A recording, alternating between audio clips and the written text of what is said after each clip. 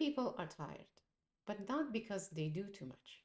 They're tired because they rush. Rushing has become normal, so normal that most people don't even notice it.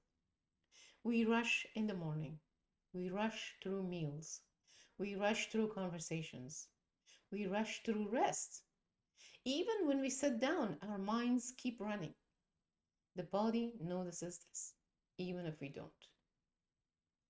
When you rush, your breath changes, your shoulder tightens, your jaw tightens, your mind stays ahead of you.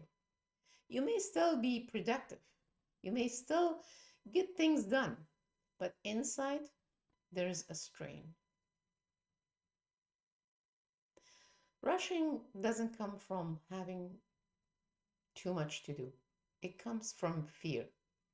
Fear of falling behind, fear of not doing enough, fear of disappointing someone. Thoughtful people rush the most because they care, because they feel responsible, because they don't want to let anyone down.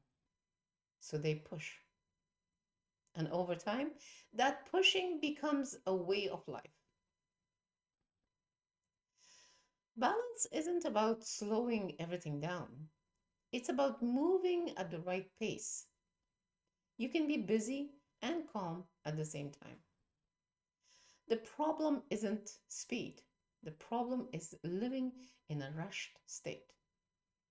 When the pace is right, your body softens, your breath deepens, your mind clears a little bit. Life feels more manageable.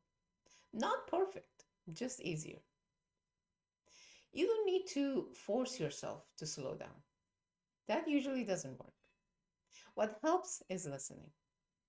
Your body already knows the pace. This is part of the art of living a balanced life. And I'll see you in the next reflection.